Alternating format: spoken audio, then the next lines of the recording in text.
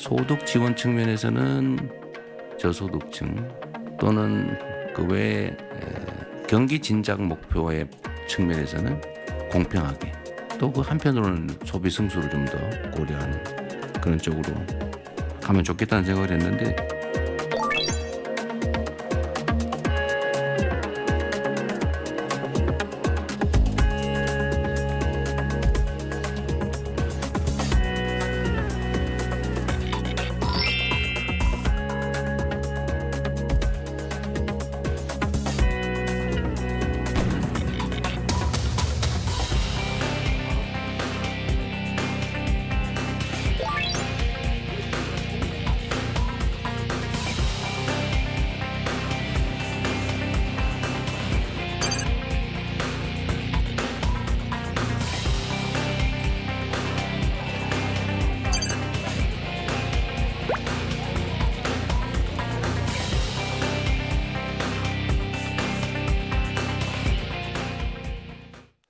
네, 어제 국무회의를 통과한 약 30조 원 규모의 추가 경정 예산안의 핵심은 소비 촉진을 통한 내수 활성화입니다. 이 4인 가족 기준으로 볼 때 평균 100만 원, 최대 200만 원 정도 받을 수 있다고 하는데요. 기대와 우려가 동시에 나오고 있습니다. 관련 내용 이화여대 경제학과 석병훈 교수와 함께 자세히 짚어보겠습니다.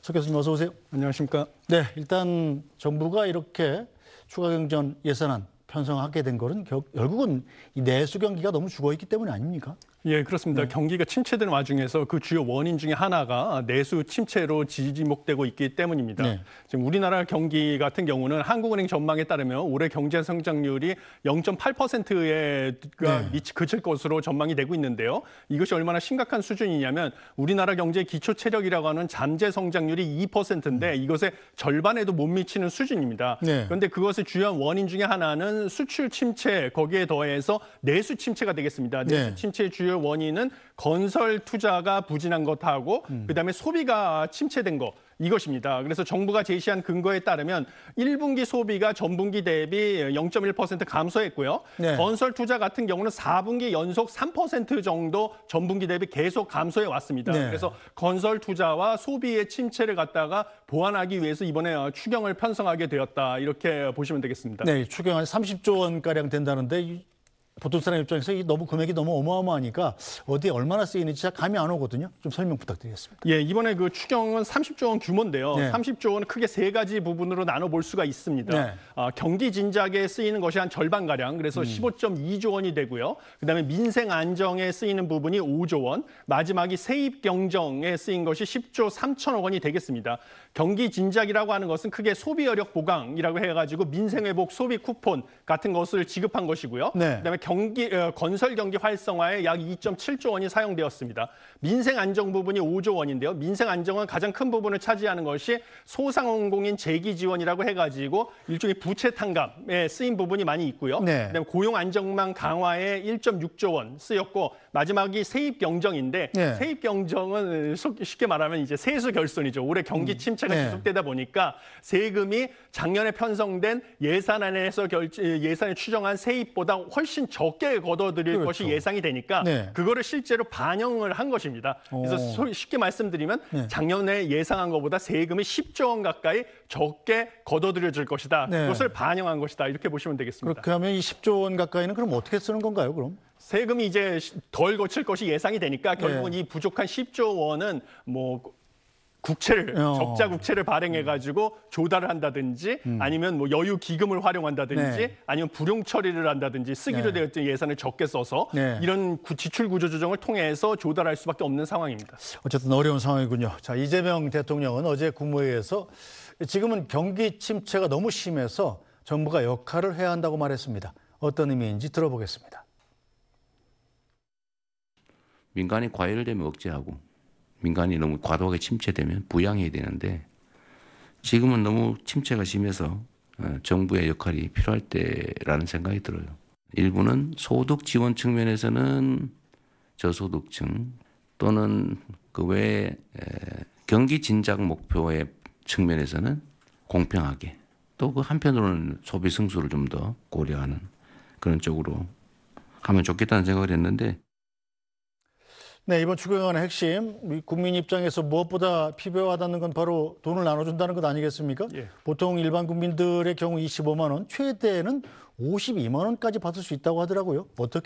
어떤 기준에 따라서 이렇게 주는 건가요? 예, 크게 두 가지 기준을 사용하고 있는데요. 네. 첫 번째는 소득이고요. 네. 그다음에 두 번째는 거주 지역에 따라서 차등 지급을 한다. 이렇게 보시면 되겠습니다. 그래서 지급 방식은 1차로는 모든 국민에게 15만 원을 보편적으로 지급을 하고요. 네. 그다음에 이제 소득 기준에 따라서 기초 수급자에게 40만 원, 그다음에 차상위에게 30만 원 이런 식으로 지급을 하게 돼 있습니다. 네. 그다음에 2차로는 이제 건보료 납부를 기준으로 해서요. 이 소득 분포상의 상위 10% 고소득자를 제외한 네. 나머지 나머지 국민에게 추가로 10만 원을 지급을 하고요. 여기에 거주 지역을 기준으로 해서 인구 소멸 위험 지역이라고 분류된 84개 시군 거주자에 한해서는 1인당 2만 원을 추가 지원하겠다라고 해서 최대한으로 봤을 때는 52만 원까지도 받을 수가 있다. 이렇게 보시면 되겠습니다. 네, 소득 기준 상위 10%의 국민들한테도 15만 원이 별로 큰 돈이 아닌데 왜 주냐? 뭐 이런 질문도 있었잖아요. 예, 그렇습니다. 사실은 이게 소비 진작의 효과를 네. 극대화하기 위해서는 사실은 가장 뭐 소득 분포상의 하위 10%라든지 아니면 그 지금 보면 이제 극빈층, 네. 취약계층에 한해서만 아주 큰 금액을 집중적으로 지원하는 것이 네. 소비 진작의 효과가 가장 크다라는 것이 경제학의 연구 결과입니다. 그렇죠. 그런 것이 맞는데 지금 보면 상당히 이제 최상위 10%까지 다 적은 금액이라도 나눠주는 방식으로 지원을 하다 보니까 이것이 소위 말하는 최소 비용으로 최대 효과를 내는 정책은 아닙니다. 이것은 분명한 사실이고요. 네. 그러다 보니까 심지어 이제 상위 10%한테까지도 줘야 되냐 이런 논란이 제기되고 있는 것이 사실입니다. 그런 부분은 아쉬운 점이지만요. 상위 10%에게는 강한 조세 저항을 일으킬 수도 있습니다. 왜냐하면 네. 소득 분포상 상위 10%가 우리나라 소득세의 뭐 70% 가까이를 부담하고 있습니다. 그렇죠. 그런데 이제 나는 주는 것도 없느냐 이런 조세 저항이 나올 수가 있기 때문에요. 이런 측면도 있고 그다음에 10%를 분류해 내는데 행정적으로 시간이 걸리기 때문에 뭐 시급하게 지원을 하기 위해서는 전 국민한테 다 일단 15만 원을 주겠다라는 취지에서 지원을 하는 것으로 보입니다. 알겠습니다. 자, 이번 지원금 정확하게 말하면 민생회복 소비 쿠폰이죠. 현금을 주는 게 아닙니다. 예. 어떻게 주는 거죠, 그럼? 예, 그러니까 여러 가지 방식으로 이제 선택을 할 수가 네. 있는데요. 지역 화폐로 줄 수도 있고요. 본인이 원하면 선택을 받을 수도 있고, 그다음에 신용카드의 이제 크레딧 포인트로 받을 수가 있습니다. 그런데 문제는 이제 이런 식으로 주는 방식은 무엇이냐면 현금으로 주는 게 아니라 이런 식으로 주는 것은 용처를 갖다가 제한을 두는 것을 검토하고 있기 때문입니다. 그래서 예를 들면 뭔가 대형 마트라든지 네. 아니면 뭐 프랜차이즈, 그다음에 뭐 유흥업소 이런 곳에서는 사용하지 못하게 제한을 두고자 하는 것을 검토하고 있기 때문에 네. 그런 취지로 지역 화폐나 신용카드 포인트 이런 방식으로 지급을 하겠다라고 지금 발표를 했습니다. 네, 자, 소비 진작을 위한 다양한 할인 지원 예산도 있더라고요. 어떤 부분에 어떻게 할인이 들어가나요? 예, 지금 할인 지원 같은 경우는 뭐 숙박 쿠폰이라든지 네. 영화 관람권, 스포츠 시설 이용권, 미술 전시 관람권, 공연 예술 관람권 등을 추가적으로 할인하는 쿠폰을 배부한다고 했는데요. 네. 이런 경우는 이제 선착순으로 배부를 하기 때문에 관심이 있는 국민께서는 먼저 이제 신청을 하는 것이 필요하다라고 하는데요. 이런 식으로 할인권을 추가로 배부하는 것은 과거에 이제 코로나19 때 재난지원금을 지급해 본 결과 이 재난지원금은 코로나19 시점에 이렇게 대면 서비스 업종에서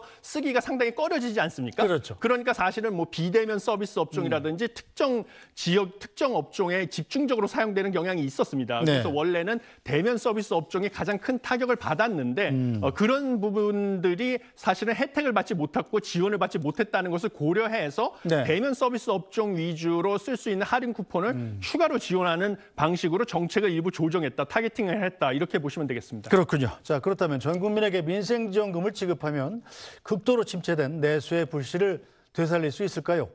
정부가 밝힌 기대 효과 들어보겠습니다. 이번에 저희가 추경을 하게 되면은 연간으로 보면 한 0.2%포인트 성장 제고 효과가 발생할 걸로 보고요. 직접 효과 이외에 새 정부 정책 의지나 소비자, 기업, 국민 등의 경제 심리에 미치는 이런 간접 효과도 저희는 상당히 나타나기를 기대하고 있습니다. 추경을 하다 보니 GDP 대비 적자 규모도 약간 올라가고 GDP 대비 국채 규모도 지금 약간 올라간 건 사실입니다. 하지만 과거 사례 그리고 외국과 비교를 해봤을 때 아직 위험한 수준은 아닌 걸로 판단이 되고요. 재정의 지속 가능성에 대한 노력을 병행해서 할 겁니다.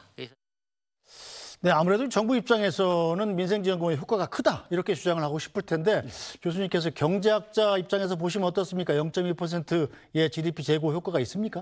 그 0.1%포인트 이제 GDP를 성장률을 늘리는 네. 효과가 있다라고 정부는 얘기를 하는데요. 네. 이것은 사실은 정부가 소비 심리 개선 같은 간접 효과까지 포함해서 산출한 수치다라고 밝히고 있습니다. 그래서 네. 상당히 낙관적인 기대를 포함하고 있다라고 네. 보시면 되고요. 실제로 그러면 과연 이제 30조 원 무슨 세입 경정을 빼고 나머지 20조 원이라는 것을 투입을 했는데 그러면 낙관적으로 봤을 때도 0.1%포인트 성장률 끌어올리는 것이 그럼 우리가 만족할 만한 효과이냐라고 네. 봤을 때는 저는 소위 말하는 가성비가 좋은 정책 방식이 실행 방식은 아니다라는 것이 저의 판단입니다. 왜냐하면 최근에 한국은행에서 발표한 연구 결과에 따르면요, 정부가 이제 정부의 재정을 갖다가 사용하는 방식은 크게 세 가지 방식으로 나눠볼 네. 수가 있습니다. 정부 소비, 정부 투자, 이번에 이제 이 소비 쿠폰을 나눠준 것처럼 이전 지출이라는 네. 세 가지 방식이 있는데요. 네. 정부는 이전 지출이라는 방식을 썼는데 이전 지출이 GDP를 늘리는 효과가 다른 두 가지 방식, 정부 소비, 그다음에 정부 투자의 3분의 1밖에 안 된다라는 연구 결과가 최근에 나왔거든요. 네. 그러니까 3배나 더 경기를 부양할 수 있는 정부 소비나 정부 투자라는 방식을 쓰지 않고 대부분의 20조 원의 추경을 갖다가 그 이전 지출에다 썼다라는 것은 당연히 가성비가 떨어지는 정책 수행 방식인 것이죠. 그래서 저는 최소 비용으로 최대 효과를 내는 정책은 아니었다 이렇게 보고 있습니다. 네, 어쨌든 뭐 정부 지원금이 지급이 될 텐데 자 1차, 2차 이렇게 나눠서 주지 않습니까? 예. 1차 지급은 뭐 전 국민한테 일률적으로 나눠주면 별로 오래 걸릴 것 같지는 않아요. 그런데 이제 2차, 3차는 좀 어려울 것 같습니다. 시간이 예. 걸리지 않겠나 싶은데. 근데 1차 같은 경우도 일단은 지금 국회에서 뭐 추경이 통과되는 대로 지급이 되기 때문에 네. 국회에서 이제 논의와 그 협의의 과정이 필요합니다. 그래서 1차 지급분 같은 경우는 이르면 7월 중순부터 지급이 시작될 것이라고 지금 전망이 되고 있습니다. 네. 근데 2차 지급분부터는 이제 앵커님께서 지적하신 것처럼 소득 상위 10%를 가려내는 작업이 필요하기 때문에 건강보험료 자료를 확인하는데도 최소 한 달 이상 소요될 것으로 예상이 돼가지고 1차 지급보다는 늦은 뭐 8월 중순부터나 가능하지 않을까 이렇게 전망이 되고 있습니다. 알겠습니다. 이 민생지원금 말고 이번에 추경안에 보면은 이 소상공인들의 오래된 빚을 아예 탕감해주거나 깎아주는 방안도 포함되지 않았습니까? 예. 몇 명이 얼마나 혜택을 보나요? 예, 지금 뭐 이 정부 2차 추경안에 소상공인의 빚을 탕감해 주는 거나 깎아주는 제도가 있는데요. 네. 지금 보면 역대 최대 규모다라고 해가지고 소각 대상 금액만 16조 원이 넘고요. 네. 뭐 그다음에 지금 지금 규모 같은 경우는 상당히 많은 대상이 혜택을 본다라고 지금 알려져 있습니다. 그래서 지금 113만 명 네. 소액 연체자 16조 원의 빚을 탕감한다라고 지금 알려져 있습니다. 그래서 이런 경우 같은 경우는 저는 지금 많은 소상공인들 그동안 어려움을 겪으면서도 네. 계속 정책자금 대출의 이자와 원금을 성실하게 상환해 왔던 많은 소상공인 분들에게 좀 상대적 박탈감을 주고요. 그다음에 이런 문제점 무엇이냐면 이런 탕감 정책이 네. 지금 과거 정권마다 계속 반복돼 왔다는 네. 점입니다. 그래서 뭐 이명박 정부 시절부터 지금 이재명 정부까지 5번의 정부에서 계속 반복이 돼 오다 보니까 네. 이런 게 반복이 되면 과연 누가 빚을 열심히 상환을 하겠느냐? 버티면 언젠가는, 좀 버티면 깎아주겠지. 예. 뭐 탕감해주겠지. 이런 게 지금 관행적으로 생기지 않겠습니까? 그걸 바로 도덕적 해이라고 하는데요. 네. 상환을 하지 않겠다라는 도덕적 해이가 성립이 형성이 될 것이 너무나 명약 관하하기 때문에 네. 그런 부분이 상당히 우려된다 이렇게 보고 있습니다. 자, 어쨌든 간에 16조 원의 빚을 탕감받는다고 해서 정부 돈이 16조 원이 들어간 건 아니죠. 예, 지금 정부에서 주장하는 것은 이제 배드뱅크를 설립을 네. 하기 때문에 정부 돈이 생각보다 많이 들어가지 않는다라고 주장을 하고 있습니다. 네. 그래서 정부가 말하는 이 배드뱅크 설립 방식은 재정을 4천억 원을 투입을 하고요. 그다음에 금융권에서 이제 사회적 기여를 하라. 그래서 이제 민간 은행이나 이런 금융기관에서 4천억 원을 출연을 해가지고 약 8천억 원을 투입을 해서 배드뱅크를 설립하고 이 배드뱅크가 이제 장기 연체 채권 16조 원 규모의 장기 연체 채권을 95% 할인한 가격으로 매입을 한다. 네. 이런 방식으로 탕감을 해주겠다라고 해서 정부도 재정은 많이 안 들어간다라고 주장을 하는데 여기에 또 한 가지 문제가 있습니다. 네. 왜냐하면 현 정부에서 추진하는 상법 개정안하고 상충이 된다는 점입니다. 왜냐하면 민간은행에서 4천억을 출연을 하는 것이거든요. 네. 그런데 이것은 상법 개정안에서 추진을 하는 그 주주의 이익 을 이제 위에서 행동을 해야 된다. 네. 이 경영진은라는 이 조항을 명문화하는 건데요. 경영진 입장에서 4천억을 출연을 하는 것은 결국은 민간 금융에서 주식을 가지고 있는 주주의 이익과는 상충되는 지금 결정이 될 그렇죠. 것이거든요. 그러면 이제 이 4천억 배드뱅크에 출연하는 것은 은행 입장에서 이윤이 줄어드는 것이기 때문에 이 상법 개정안하고 이 상충이 되는 것이라서 이거는 경영진이 뭔가 배임 이런 소송의 위험에 직면할 수도 있는 상황이라서 이 부분과 서로 일관성이 맞지 않는 것이 아니냐 이런 것도 지적이 되고 있는 상황입니다. 네, 자 코로나 이후에 소상공인들 역대로 가장 어려운 시절이라는 말을 해왔습니다. 지금 상황이 어느 정도인지 일단 영상으로 보고 가겠습니다. 서울 용산구에서 12년째 빵집을 운영하고 있는 김미순 씨 부부는 코로나 대유행 때 1%대 금리로 2차례 4천만 원 대출을 받았습니다. 하지만 곧 금리는 뛰기 시작했고 매달 갚아야 할 이자가 2배 이상으로 불었습니다. 갚아야 될 돈이 점점 늘어나는 거죠. 저희같이 100원 떼기 하는 입장에서는 큰 돈이라 갚기 힘들어. 5년. 3번 연장 끝에 대출을 갚아야 할 날이 1년 남았습니다. 또 빚을 내야 할 처지라고 합니다. 인천 송도의 한 카페. 금요일 오후 시간인데도 10개 넘는 테이블이 텅텅 비었습니다. 매출이 평균 한 1,500 정도 나오거든요. 200만 원 남는데 200만 원에 우리 애들은 밥을 먹어야 될 거고 근데 대출도 200만 원을 갖고 갚을 수가 없잖아요. 너무 더 크니까. 그러니까 계속 대출로 막 메꾸는 이런 악순환이 되는 거죠, 점점. 코로나 유행 전인 2019년 말 686조 원 수준이던 자영업자 대출 잔액은 지난해 말 1,064조 원으로 55%나 증가했습니다. 빚을 제때 갚지 못하고 있는 연체 자영업자 수는 지난해 말 14만 8천 명으로 2년 반 만에 3배 이상 늘었습니다. 네, 어쨌든 이렇게 어려운 상황이기 때문에 정부가 마중물로서 추가 경정 예산을 지출한다는 얘기인데 자, 문제는 돈 아니겠어요? 이것 때문에 이 국가 채무가 너무 늘어나는 것 아니냐 이렇게 걱정하는 분들도 있던데 실제 상황은 어떻습니까? 예, 실제로 제가 보기에도 사실 국가 채무 상황은 우리나라 국가 채무 상황은 뭐 여러 국제 기구에서도 보기에도 사실 앞으로 미래에 우려가 되는 상황입니다. 현재 뭐 많은 또 다른 전문가들 같은 경우는 GDP 대비 우리나라의 국가 채무 수준이 네. 미국이나 일본 같은 선진국에 비하면 많이 적은 상황이니까 50% 정도밖에 안 되니까 네. 우려하지 않아도 되는 것이 아니냐 이렇게 주장하는 경우가 있는데요. 사실 그런 것은 적합하지 않은 비교다라고 보시면 되겠습니다. 왜냐하면 일본이나 미국 같은 나라들은 기축통화국이고 우리나라는 비기축통화국이기 때문에 네. 그 나라와 동일한 선상에서 GDP 대비 국가 채무 비율을 비교할 수는 없는 것이고요. 우리나라 같은 경우는 선진국 중에서 비기축통화국의 GDP 대비 일반 정부 부채 이것은 네. 이제 지방 정부 부채랑 비영리 공공기관의 채무까지 다 합친 것입니다. 일반 정부 부채의 비율을 비교해 봤을 때는 11개국 중에서 4위 2024년 기준으로 네. 그래서 상당히 상위권에 속하는 상대적으로 부채가 많은 나라입니다.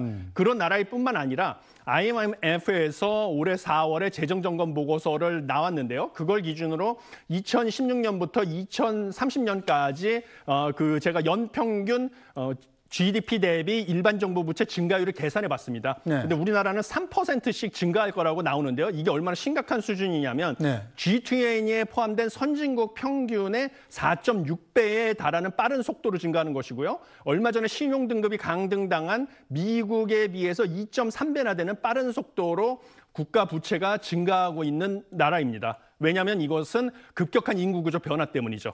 그래서 세금을 일할 젊은 사람들은 급격하게 줄어드는데 그 정부 재정의 혜택을 받을 은퇴할 고령자 수는 빠르게 늘어나고 있기 때문입니다. 이런 상황에서 적자 국채를 발행해서 이렇게 빚을 늘려놓으면 이것을 갚을 사람은 없기 때문에 앞으로 미래 세대에 많은 부채 부담을 쥐어지고 신용등급 강등이라는 부메랑이 돼서 돌아올 수도 있다 이렇게 보고 있습니다. 네, 알겠습니다. 여러 가지 고려해야 될 상황이 많군요. 오늘 말씀 여기까지 듣겠습니다. 이화여대 경제학과 석병훈 교수였습니다. 말씀 잘 들었습니다. 감사합니다. 네.